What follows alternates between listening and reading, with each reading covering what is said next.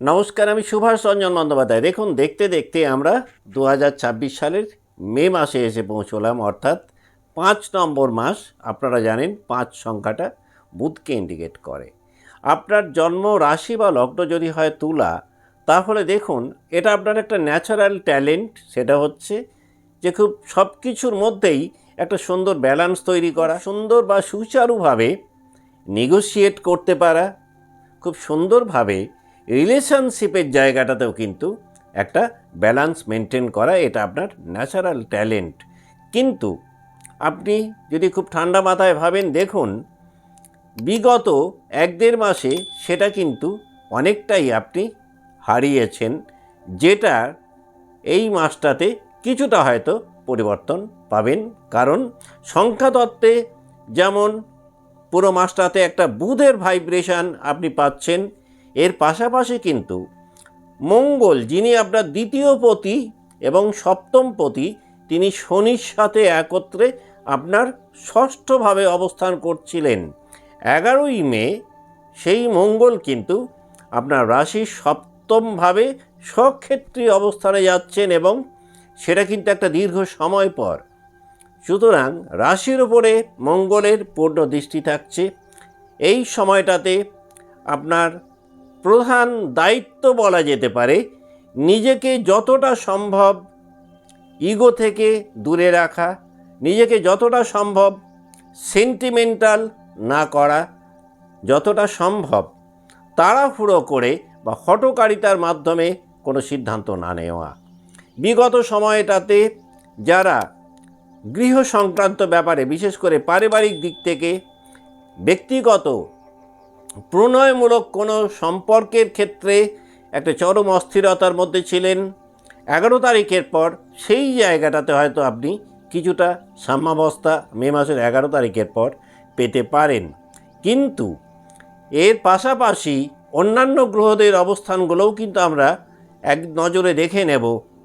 1 মে 2026-এ তুলা রাশি বা লগ্নের সাপেক্ষে কোথায় কোন গ্রহ অবস্থান করছেন না, রাহু আপনার পঞ্চমভাবে অর্থাৎ কুম্ভ রাশিতে পুরো মাসটাতেই অবস্থান করছেন। শনি এবং মঙ্গল একত্রে আপনার ষষ্ঠভাবে অবস্থান করছেন। এই মঙ্গল 11 তারিখের পর আপনার সপ্তমভাবে সঞ্চার করবেন এবং স্বক্ষেত্রী হবেন। শুক্র তিনি অবস্থান করছেন কিন্তু আপনার অষ্টমভাবে, অষ্টমপতি এবং রাস্যাধিপতি অষ্টমভাবে অবস্থান করছেন। বৃহস্পতি তিনি অবস্থান করছেন আপনার ভাগ্যভাবে বা নবমভাবে। কেতু পুরো মাসটাতেই সিংহ রাশিতে তার নিজের নক্ষত্রে অর্থাৎ আপনার একাদশভাবে অবস্থান করছেন।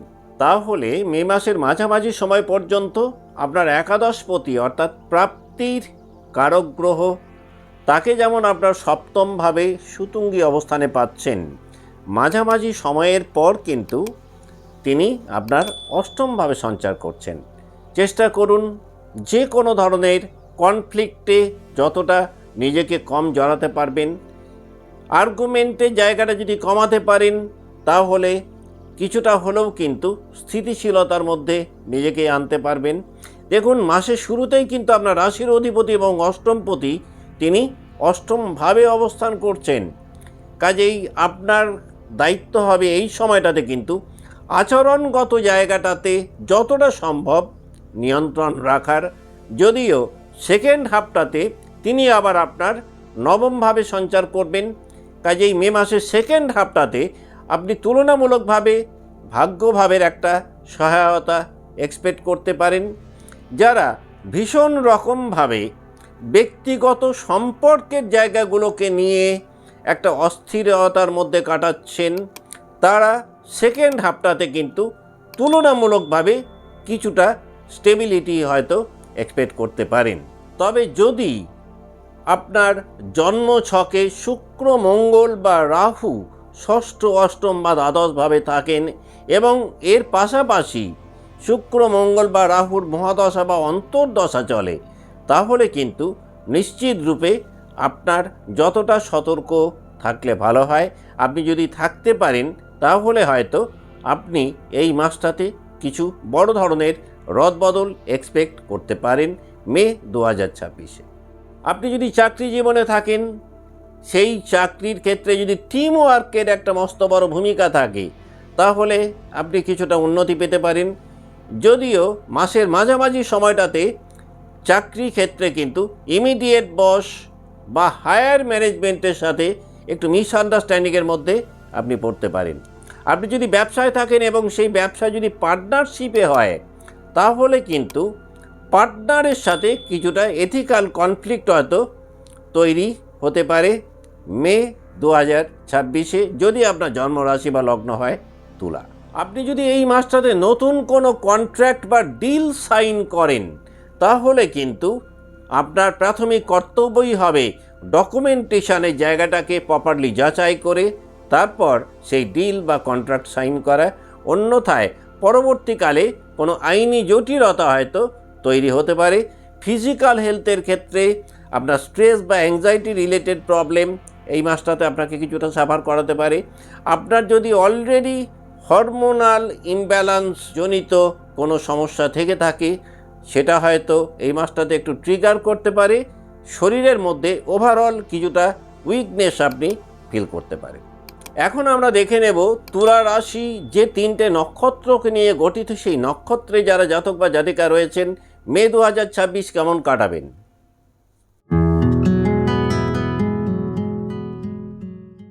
আপনার জন্ম নক্ষত্র যদি হয় চিত্রা, তাহলে এই মাসটাতে বিশেষ করে শুরুর দিকটাতে কিন্তু আপনি যে কোনো রিলেশনশিপের প্রতি দেখবেন আপনার আগ্রহ বা ইন্টারেস্ট অনেকটাই বাড়বে। কেরিয়ারে কিছু নিউ অপরচুনিটিস আপনি এক্সপেক্ট করতে পারেন। তবে 11 তারিখের পর সামগ্রিকভাবে কিছুটা কনফ্লিক্টের মধ্যে হয়তো আপনি থাকতে পারেন। 12 থেকে 18 এই সময়টাতে যে কোনো ধরনের ইম্পালসিভ ডিসিশন যদি নেন, সেটা পরবর্তীকালে আপনার ক্ষেত্রে একটা অনুশোচনার কারণ হয়তো হতে পারে। তবে 14 তারিখের পর ভাগ্যভাবে কিছুটা সাপোর্ট আপনি পেতে পারেন, বা লাক ফ্যাক্টর কিন্তু পূর্বের তুলনায় একটু বেশি কাজ করতে পারে যদি আপনার জন্ম নক্ষত্র হয় চিত্রা।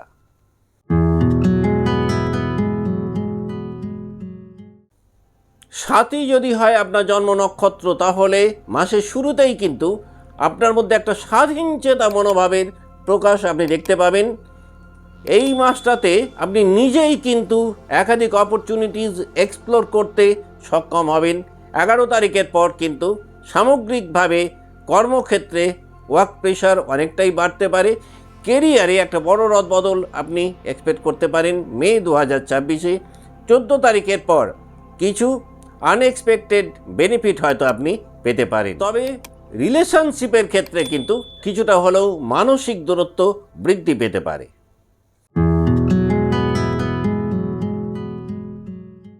আপনার জন্ম নক্ষত্র যদি হয় বিশাখা, তাহলে মাসের শুরুতে অ্যাম্বিশন অনেকটাই স্ট্রং থাকবে। ফাইন্যান্সিয়ালি কিছুটা বেনিফিট আপনি হয়তো পেতে পারেন। 11 তারিখের পর কিন্তু কিছুটা কনফ্লিক্ট সিচুয়েশানের মধ্যে আপনি জড়াতে পারেন। যে কোনো ডিসিশান নেওয়ার আগে খুব ভালো করে খতিয়ে দেখে তারপরেই কিন্তু সেই সিদ্ধান্ত বলবৎ করলে আলটিমেটলি আপনি বেনিফিটেড হতে পারেন। 14 তারিখের পর তুলনামূলকভাবে লাক ফ্যাক্টর কিছুটা বেশি কাজ করবে। কেরিয়ারে একটা নতুন ডাইরেকশান আপনি পেতে পারেন। রিলেশনশিপের ক্ষেত্রে কিন্তু এই মাসটাতে ট্রাস্ট ইস্যুর কারণে সম্পর্কের মধ্যে মধুরতা কিছুটা কমতে পারে। হেলথের দিক থেকে ইনডাইজেশনের প্রবলেম বা পেট সংক্রান্ত বা হজম সংক্রান্ত কিছু সমস্যা আপনাকে কিছুটা হলেও কিন্তু মে 2026-এ কিছুটা সাফার করাতে পারে। আজকের মতো অনুষ্ঠান এখানে শেষ করছি। ভালো থাকবেন। নমস্কার।